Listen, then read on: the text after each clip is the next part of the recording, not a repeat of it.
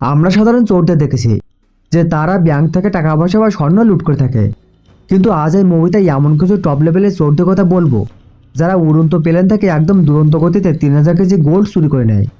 ব্যাপারটা অসম্ভব মনে হলেও এই গ্রুপটা তা কীভাবে সম্ভব করলো তা জানাতে হাজির হয়ে গেলাম লিফট মুভির এক্সপ্লেনেশন নিয়ে। আজকের এই মুভির লাস্টের টুইস্টও লিটারেলি মানি হাইস্টকেও টেক্কা দেবে। তো চলো আর পেশাল না বাড়ে শুরু করা যাক আজকের মুভি এক্সপ্লেনেশন। মুভির শুরুতে আমরা ইতালি ভ্যানিসের একটা অকশন হাউসের দৃশ্য দেখতে পাই।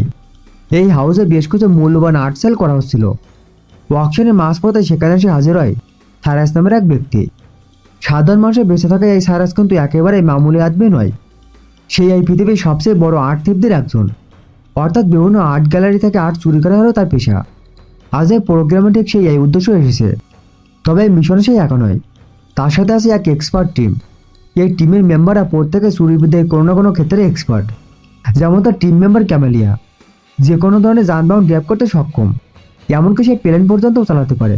এছাড়াও আরও রয়েছে হ্যাকার মিশন, লকার খোলায় এক্সপার্ট, ম্যাগনেস এবং ইঞ্জিনিয়ার লোক।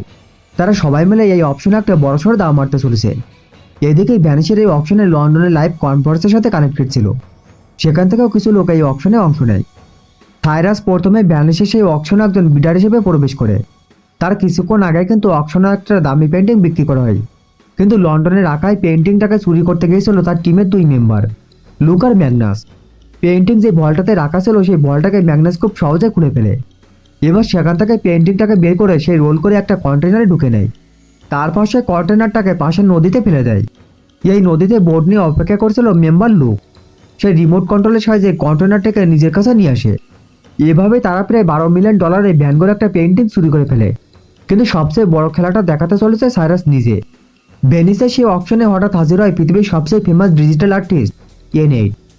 এনএইট নামের এই ব্যক্তি একটা মাস্ক পরে এই অকশনে অংশ নিয়েছিল। এই দুনিয়ায় কেউ তার আসল পরিচয় জানে না, কারণ সে একজন অ্যানোনিমাস আর্টিস্ট। তাই এখানে সে একটা মাস্ক পরে হাজির হয়। এনএইট আসার পরপরই সামনে হাজির করা হয় তার তৈরি একটা এনএফটি মাস্ক। এই এনএফটি মাস্কে মূলত অসংখ্য ক্যামেরা দিয়ে তৈরি করা। এর মধ্যে থাকা ইআই ক্যামেরাগুলো সহজে নিখুঁত ছবি তৈরি করতে পারে।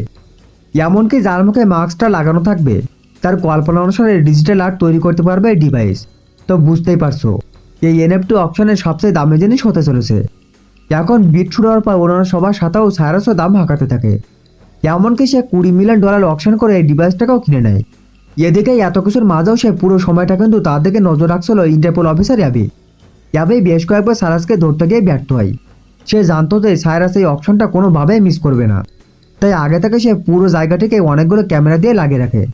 এই ক্যামেরাগুলো দিয়ে সে সাইরাসের উপর নজর রাখতে শুরু করে। তাকে এনএফটি কিনতে থেকে সে বোঝা যায় যে সাইরাস মনে মনে কোনো একটা মাস্টার প্ল্যান করে রেখেছে।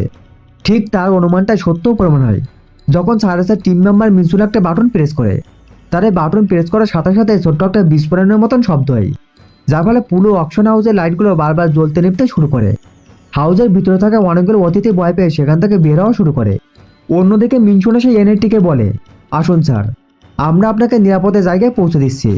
কিন্তু সাইরাসে বলে সে তো এইমাত্র $20 মিলিয়ন দিয়ে তার এনএফটি মাস্ক কিনলো, তাহলে এই ডিভাইসটার অ্যাক্সেস কোডটা তার এখনই লাগবে, কারণ অ্যাক্সেস কোড ছাড়া কেউই এই ডিভাইসটা চালাতে পারবে না।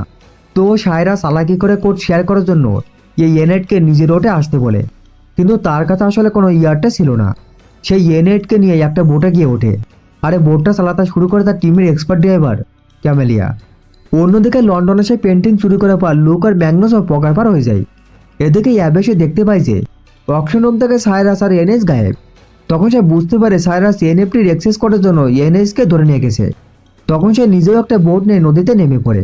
কিছু দূর বোট চালানোর পর সে সাইরাসদের প্রায় ধরেই ফেলেছিল, কিন্তু মিশন তার স্মার্ট গ্লাস ব্যবহার করে তার মাঝখানে আর একটা বোট নিয়ে আসে। মানে তার এই চশমাটা ছিল একটা হ্যাকিং ডিভাইস, কিন্তু ইয়াবি তবুও তার পিছু ছাড়ে না।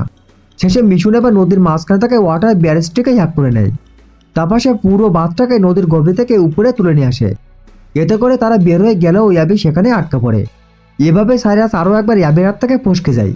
এবার সাইরাস সত্যি সত্যি ইয়েনেটকে নিয়ে একটা ইয়োটে ওঠে। তারপর তার কথা ইয়েনেট মাস্ক খুলে নেয়।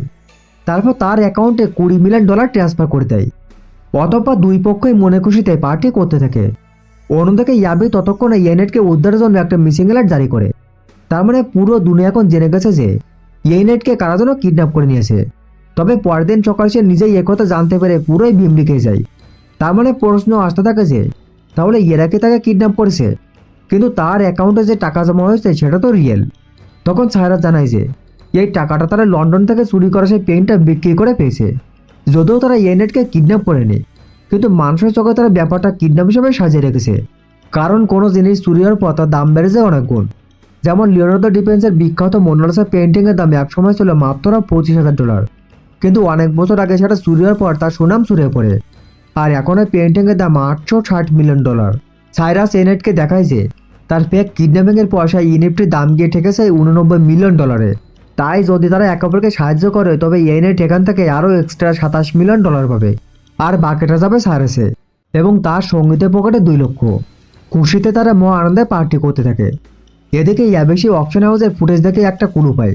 ডেন্টন নামের একজন যে ওই হাইস্টের সাথে জড়িত ছিল সেটা সে বুঝতে পারে। আর এই ডেন্টন কিন্তু সাইরাসের একজন পুরাতন টিম মেম্বার। ইয়াবে আবার সরাসরি ডেন্টনের সামনে হাজির হয়। এই সব কিছু অস্বীকার করলেও ইয়াবে তাকে অ্যারেস্ট করে নিয়ে আসে, কিন্তু ইয়াবের বোধ হাসলে আবার মাঝপথে তাকে ডেকে পাঠায়। সে তাকে ইয়োরগানসন নামের এক বিলনের কথা বলে। এই ইয়োরগানসন কিন্তু খুবই খতরনাক এক লোক। তার পেশা হলো পৃথিবীর বিভিন্ন জায়গায় নানা অ্যাক্সিডেন্ট ঘটিয়ে শেয়ার মার্কেটে ধস নামিয়ে দেওয়া। এভাবে সেই স্টক ম্যানিপুলেশন করার সাহায্যে কোটি কোটি টাকা কামিয়ে নেয়। সোজা কথা, সে ব্রোকারদের কাছ থেকে শেয়ার ধারে নিয়ে বেশি দামে বাজারে বিক্রি করে।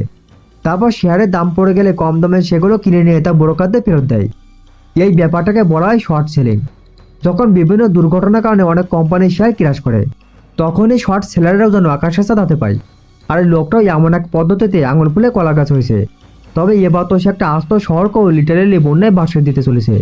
ইন্টারপোলের কাছে ইনফরমেশন আছে যে ইয়োরগানসন লিবিয়া নামের এক হ্যাকার গ্রুপকে হায়ার করছে এই কাজের জন্য। তাদের কাজ হবে ইউরোপের বিভিন্ন শহরে ওয়াটার সাপ্লাইগুলোকে ম্যালোফাংশন করানো। এতে করে শহরে তীব্র বন্যা দেখা দেবে। তাতে করে লাখো লোক মারা গেলেও ইয়োরগানসনে কিছুই যায় আসে না, কারণ মাঝখান থেকে শেয়ারের দাম পড়ে যাওয়ায় সেই শর্ট সেলিং করে $1 বিলিয়ন কামিয়ে নেবে। এখন যে হ্যাকার গ্রুপকে সে হায়ার করছে তারা আবার অন্য পদ্ধতিতে পেমেন্ট চায়।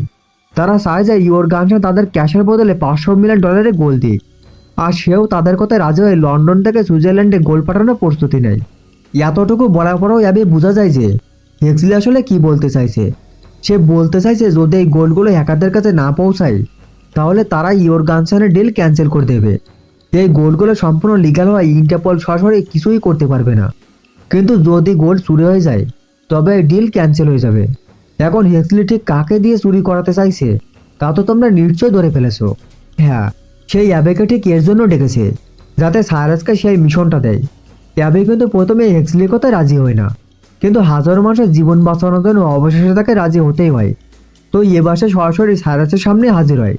সাইরাস কিন্তু তাকে দেখে মোটেও অবাক হয় না, কারণ এর আগে অনেকবার অ্যাবে তার লোকেশন পেয়ে গিয়েছিল।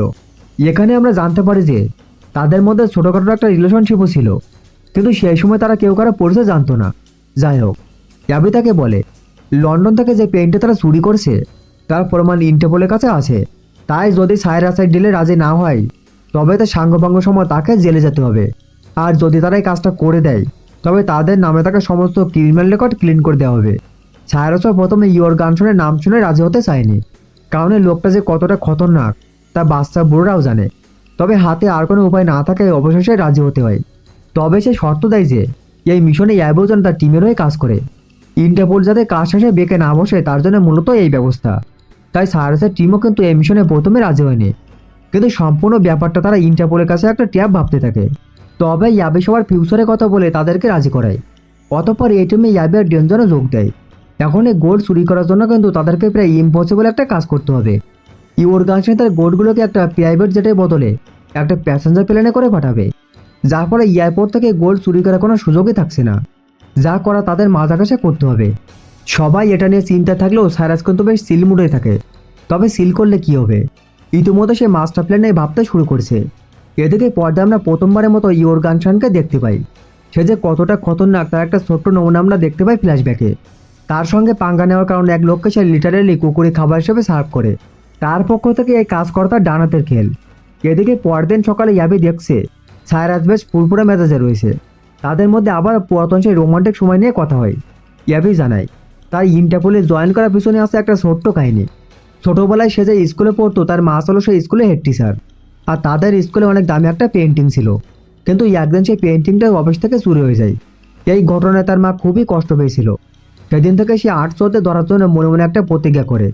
আর বড় হয়ে তাই ইন্টারপোলে যোগ দেওয়ার মেন কারণটা হচ্ছে এটা। যাই হোক, তাদের কথাবার্তা শেষে সাইরাস এবার সবাইকে তার প্ল্যান বলতে শুরু করে। যেহেতু মাঝ আকাশে তাদের কাজটা সারতে হবে, তাই এর জন্য লাগবে একটা প্রাইভেট জেট। এখন ঠিকঠাক সাইজের প্রাইভেট জেট খুঁজে পেতে তাদেরকে কিছুটা বেগ পেতে হয়। তবে শেষমেশ তারা একটা জেটকে সিলেক্ট করে। কিন্তু এই জেটের মালিক ছিল বিলিয়নের মোলসেন, আর তার কেনা পেন্টিং কিন্তু তারা লন্ডন থেকে চুরি করেছিল। তো সাইরাস আর অ্যাবি আবার সরাসরি মোলসেনের সাথে দেখা করে। সাইরাস তাকে বলে যদি সে প্লেনটা ধার দেয় তাহলে তারা এনএফটি দিয়ে তার জন্য একটা এনএফটি তৈরি করবে, আর এই এনএফটি মূল্য হবে কয়েক মিলিয়ন ডলার। তো অনেক চিন্তা ভাবনা করে মেলসন তাদের কথায় রাজি হয়ে যায়। আর এই প্রাইভেট জেটটা কিন্তু বেশ দামি আর লাক্সারিয়াস ছিল। সে তাদের কাছে সব ফিচারগুলো সব করতে থাকে। এই প্লেনের নিচে একটা বড় এলইডি স্ক্রিন ছিল, যাতে রিমোট দিয়ে বিভিন্ন মেসেজ ডিসপ্লে করা যেত। তো যাই হোক, প্রাইভেট জেটের ব্যবস্থা তো হয়েই গেল। এবার তাদের পরবর্তী স্টেপ নিয়ে ভাবতে হবে।